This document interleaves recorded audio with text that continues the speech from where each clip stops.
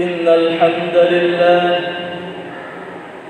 نحمده ونستعينه ونستغفره ونعوذ بالله من شرور أنفسنا ومن سيئات أعمالنا من يهد الله فلا مضل له ومن يضلل فلا هادي له أشهد أن لا إله إلا الله وأشهد أن محمدا رسول الله اللهم صل على محمد وعلى آله وصحبه أجمعين أما بعد عباد الله أوصيكم وإياي بتقوى الله فقد فاز المؤمنون المتقون حيث يقول الله تبارك وتعالى في القرآن الكريم أعوذ بالله من الشيطان الرجيم بسم الله الرحمن الرحيم يا أيها الذين آمنوا اتقوا الله وقولوا قولا سديدا يصلح لكم أعمالكم ويغفر لكم ذنوبكم ومن يطع الله ورسوله فقد فاز فوزا عظيما وقال رسول الله صلى الله عليه وسلم اتق الله حيثما كنت وأتبع السيئة الحسنة تمحها وخالق الناس بخلق حسن معاشر المسلمين jamaah salat Jumat rahimani rahimakumullah. Khatib mewasiatkan kepada kami sendiri dan kepada para jamaah sekalian untuk bertakwa kepada Allah Subhanahu wa taala dengan cara menjalankan perintah-perintah Allah dan juga meninggalkan larangan-larangan Allah.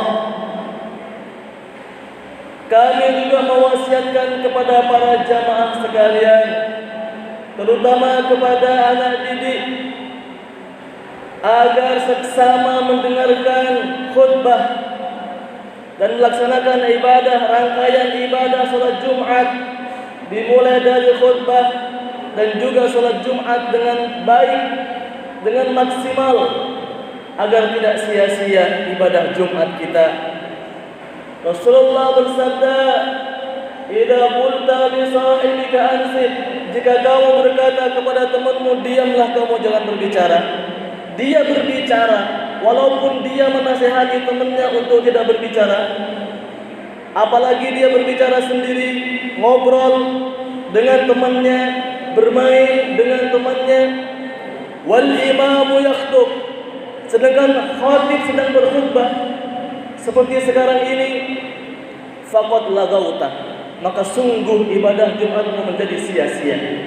Maka agar tidak sia-sia ibadah Jumat kita, jangan berbicara, jangan bermain-main, bahkan jangan menasihati temannya untuk diam. Semoga Allah Subhanahu wa taala berikan kita hidayah perantaraan khutbah Jumat ini agar kita terus bisa menjadi pribadi yang lebih baik. Amin amin ya rabbal alamin. Jamaah salat Jumat rahimani rahimakumullah. Ramadan telah meninggalkan kita, tapi jangan sampai tujuan utama dari Ramadan juga meninggalkan kita.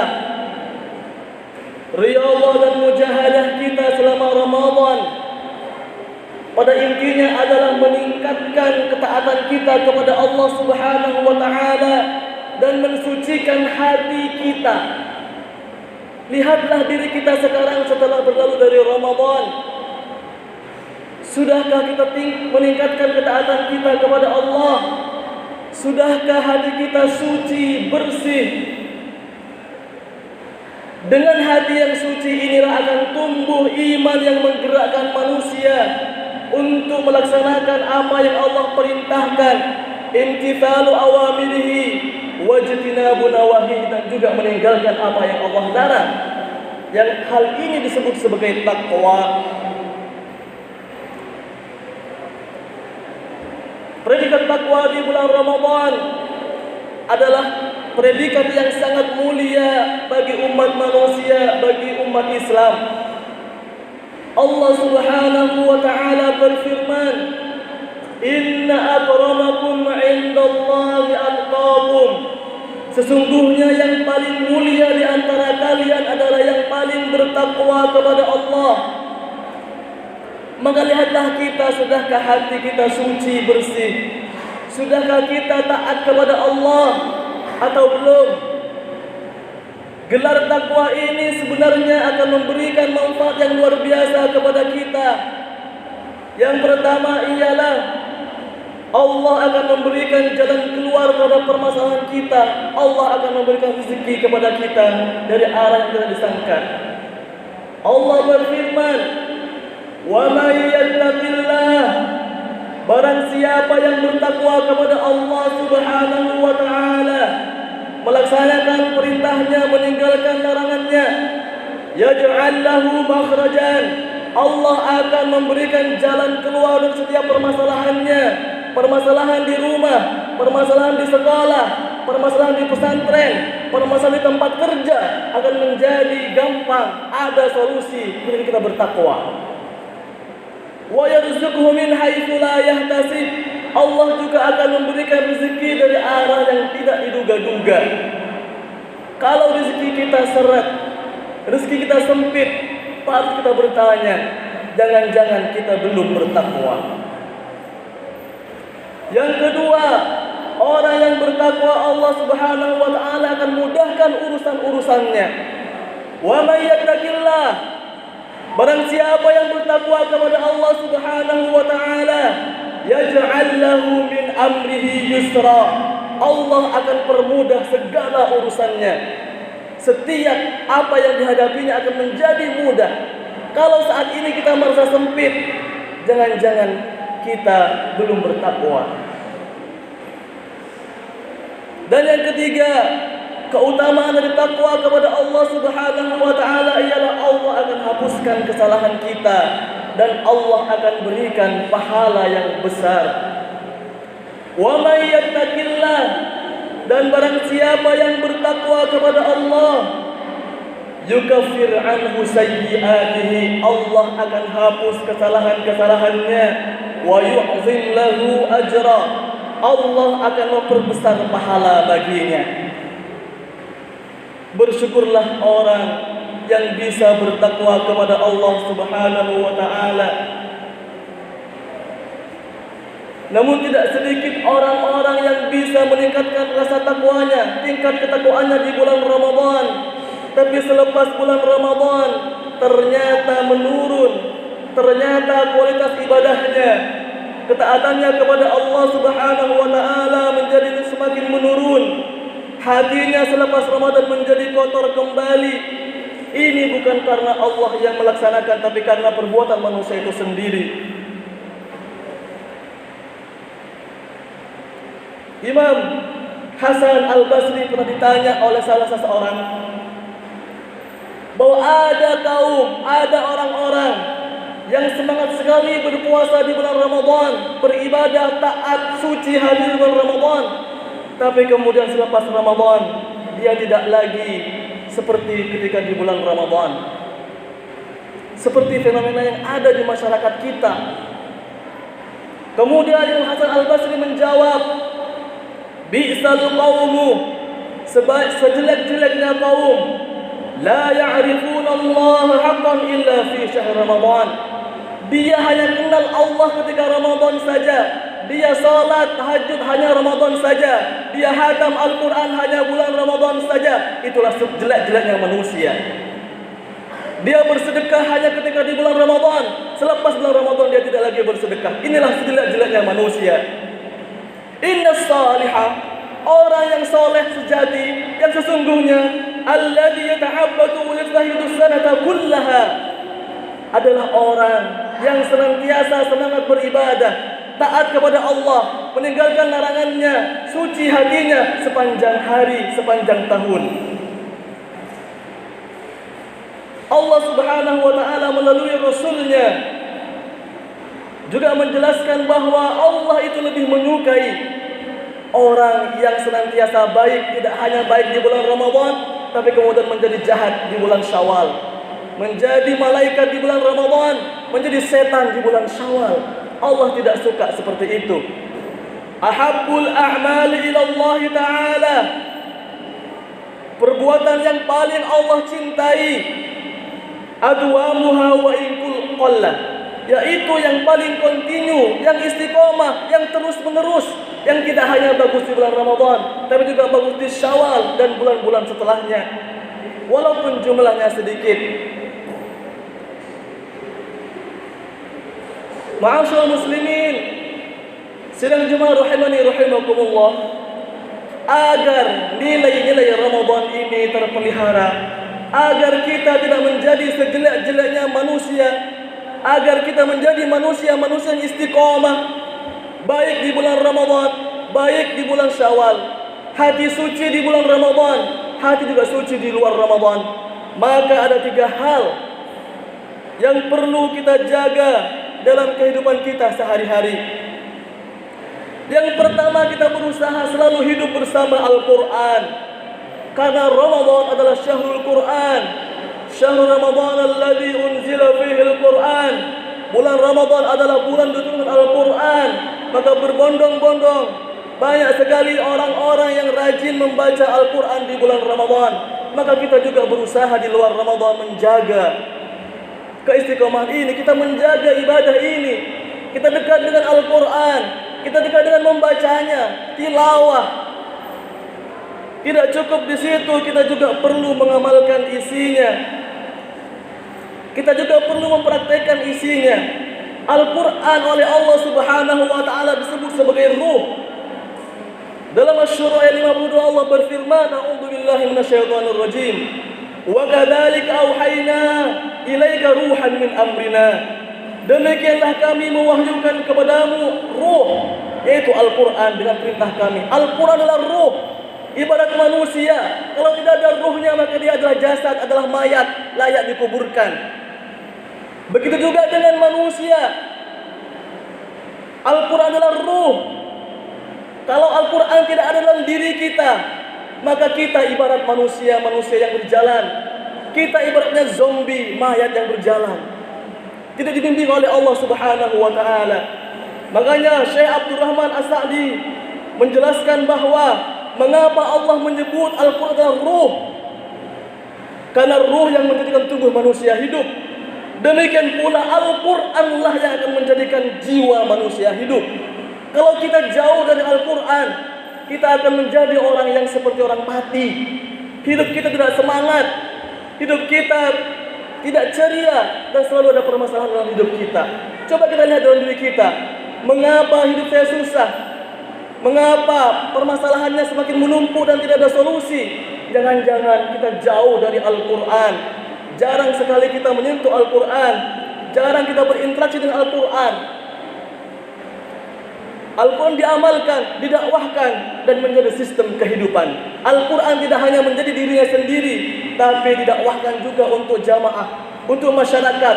Dari lingkup kecil di sebuah masyarakat kecil berupa madrasah, pondok pesantren, masyarakat kecil berupa kabupaten, berkembang lagi menjadi kota, provinsi, kemudian negara, dan bahkan seluruh negara di dunia. Menjadi sebuah peradaban Islam, sistem kehidupan yang Qur'ani.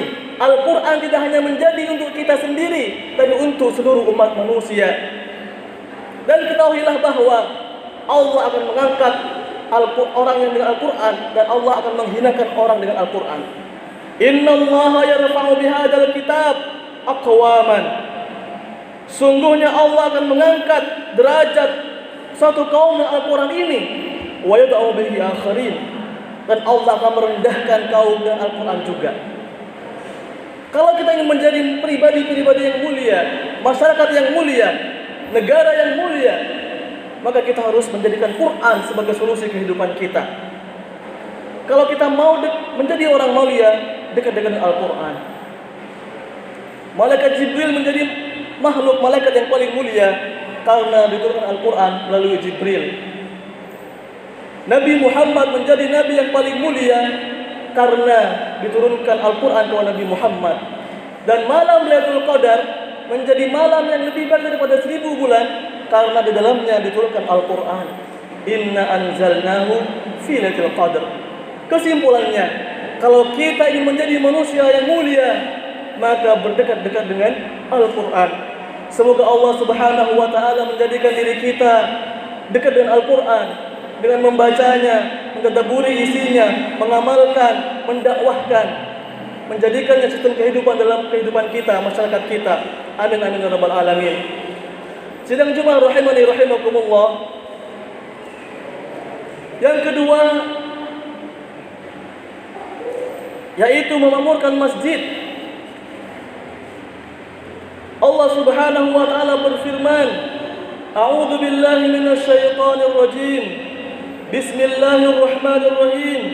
Innama ya'muru masajidallahi man amana billahi wal yawmil akhir wa aqama as-salata wa ata az-zakah. Hanyalah yang memakmurkan masjid adalah orang yang beriman. Jadi hanya orang beriman saja yang bisa memakmurkan masjid. Dengan kata lain, orang yang tidak memakmurkan masjid, orang yang tidak berdekat dengan masjid, orang yang jauh dengan masjid, dia tidak layak disebut sebagai orang yang beriman. Dekat rumahnya dengan masjid, tapi dia jauh dari masjid karena tidak pernah menginjakkan kakinya di masjid. Tapi walaupun jauh dari masjid, dia dekat dengan masjid, dia sering sholat waktu di masjid, maka dia orang yang beriman yang sesungguhnya.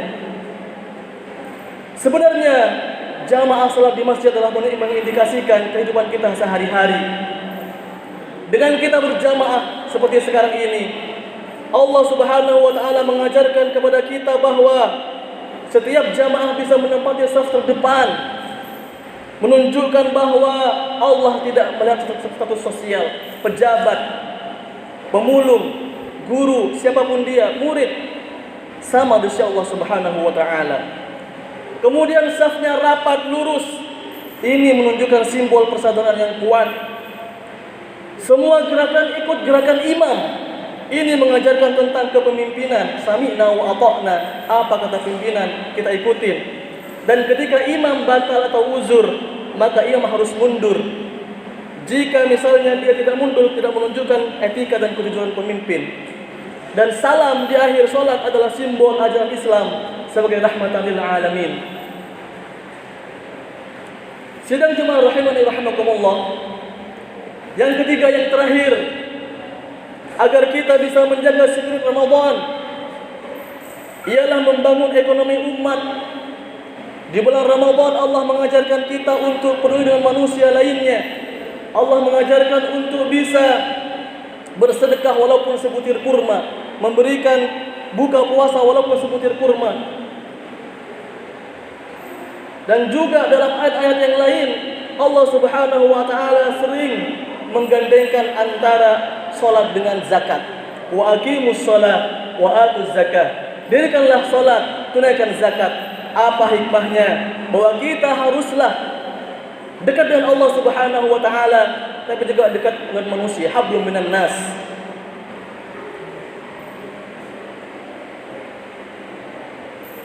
Sedang jemaah rahimani rahimakumullah, Badan Pusat Statistik mencatat bahwa di Indonesia kemiskinannya masih sangat besar. Masih ada 25,9 juta manusia di bawah garis kemiskinan. Sebenarnya zakat menjadi solusinya. Karena potensi zakat sebesar 327 triliun. Dan yang terkumpul barulah 17 triliun. Jadi masih banyak kaum muslimin yang belum berzakat, masih banyak kaum muslimin yang tidak mau bersedekah. Maka marilah kita menjadi bagian orang-orang yang berusaha untuk memberikan, bersedekah, mengeluarkan zakat. Kita berusaha ke arah sana. Dengan demikian, semoga spirit Ramadan tetap kita jaga. Yang pertama untuk menjaga spirit Ramadan agar kita tidak menjadi sejelek-jelek manusia, agar istiqomah kontinu, ialah kita berusaha untuk bersama dengan Al-Quran. Yang kedua, kita memamurkan masjid, sholat 5 waktu di masjid dengan berjamaah. Dan yang ketiga, kita juga peduli dengan sesama manusia, bersedekah dan membantu orang-orang lain. Semoga Allah Subhanahu wa taala menjaga keimanan kita, menjaga semangat kita agar terus lurus di jalan Allah Subhanahu wa taala, menjaga dan meningkatkan ketakwaan kita kepada Allah Subhanahu wa taala. Amin amin ya rabbal alamin. Barakallahu li wa lakum fil Qur'anil azim wa nafa'ani wa iyyakum bima fihi minal ayati wa dzikril hakim wa taqabbala minni wa minkum tilawatahu innahu huwas samiul alim. Aqulu qawli hadha واستغفر الله العظيم لي ولكم فاستغفروه إنه هو الغفور الرحيم.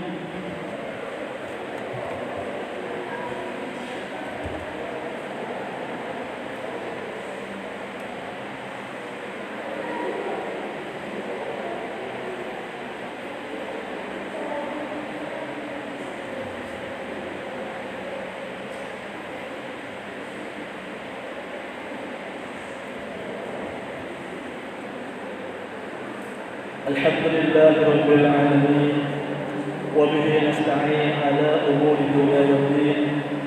الصلاة والسلام على حبيبنا محمد وعلى آله وصحبه أجمعين. أما بعد، عباد الله، أوصيكم وإياي بتقوى الله كما قال الله تعالى في القرآن الكريم: أعوذ بالله من الشيطان الرجيم، بسم الله الرحمن الرحيم. يا أيها الذين آمنوا اتقوا الله حق تقاته ولا تموتن إلا وأنتم مسلمون. إن الله وملائكته يصلون على النبي يا أيها الذين آمنوا صلوا عليه وسلموا تسليما. اللهم صل على محمد وعلى آل محمد كما صليت على إبراهيم وعلى آل إبراهيم إنك حميد مجيد. اللهم اغفر للمسلمين والمسلمات والمؤمنين والمؤمنات الأحياء منهم والأموات إنك سميع قريب مجيب الدعوات يا قاضي الحاجات. اللهم انصر إخواننا المجاهدين في فلسطين في غزة. اللهم دمر أعداءك أعداء الدين. اللهم اغفر لنا ولوالدينا وارحمهما كما ربيانا صغارا. ربنا ظلمنا أنفسنا وإن لم تغفر لنا وترحمنا لنكونن من الخاسرين. ربنا هب لنا من أزواجنا وذرياتنا قرة أعين واجعلنا للمتقين إماما. اللهم إنا نسألك السلامة في الدين وعافية في الجسد وزيادة في العلم وبركة في الرزق وتوبة قبل الموت ورحمة عند الموت ومغفرة بعد الموت. اللهم هون علينا في سكرات الموت والنجاة من النار والعفو عند الحساب.